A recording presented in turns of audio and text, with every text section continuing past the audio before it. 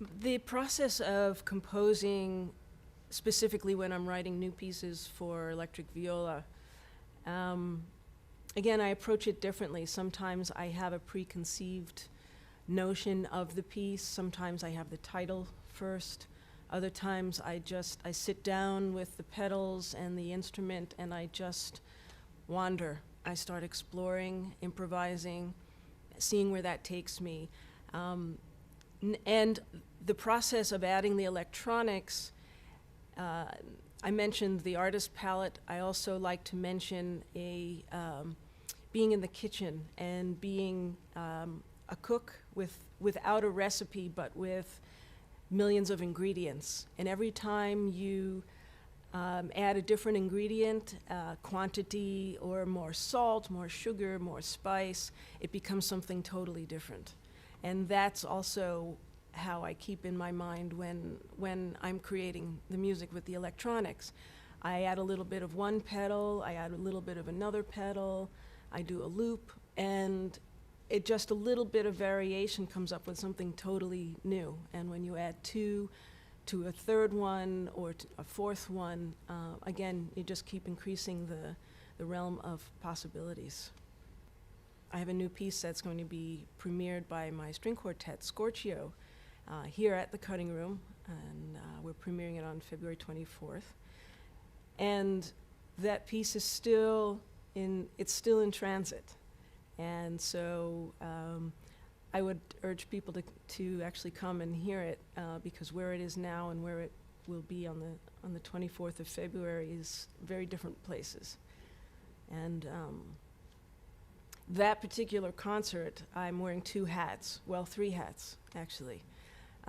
As composer, as performer in the string quartet, I'm wearing my viola hat, and although we may have a few electronic tricks up our sleeves.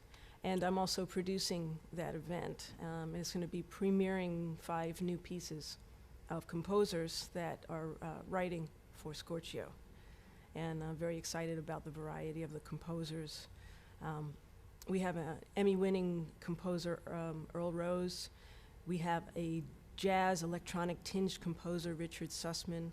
We have the beatboxing sensation, Razel, and klezmer violinist composer Alicia Spiegels is joining. They will be joining us that night, so I'm really excited about that particular concert here at the Cutting Room. This is an amazing space. I've seen it grow, and it's just a great place for people to come and hang out as well as hear music.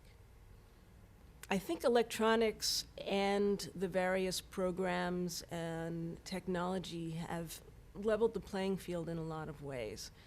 And I guess maybe they were saying this for as different generations come up, but the term composer now applies very broadly, not only to people that are conservatory trained that can read those little black notes on those 5 little lines, but anybody that can put sounds together to create a coherent and a cohesive grouping of sounds, to call it a song, call it a composition, call it a musical piece.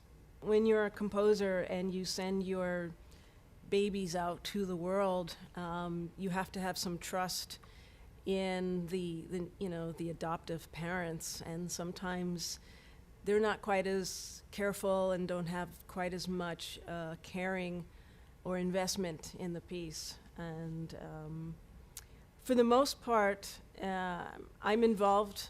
I try to be involved in the performances and the rehearsals, coaching if I'm not directly performing. But that's something that, I had an experience in another country with different culture. And because when I write, it's not very from the traditional sense of you sit down and you play the piece and you get up and bow.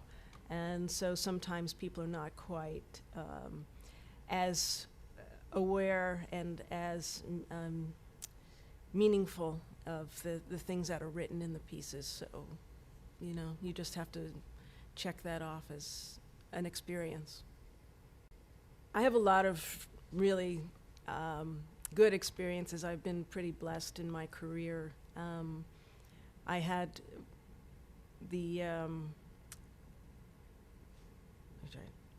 the opportunity of having my string quartet performed, and I was one of the performers with my quartet Scorchio at Carnegie Hall during one of the Tibet House benefit concerts. Philip Glass invited me to perform one of my pieces, and that was thrilling. And another more recent performance happened last year. I wrote a piece for electric viola and concert band, and that was the biggest piece that I've written so far. And to perform that with a 60-piece ensemble, and to have my electronics, and doing something which I feel so natural, and again, I use the word organic at, and to be supported and encourage the ensemble to step into my world, and it works. And everybody gets elevated. And for me, that's inspiring as well as being fulfilling. Composers Now Festival is a really great opportunity for cross-pollination. It's a place where composers and performers and audiences have a chance to see what's going on in the city, and to see some of their favorite performers and composers, and to try something new. It's an opportunity to really expand one's knowledge and resources.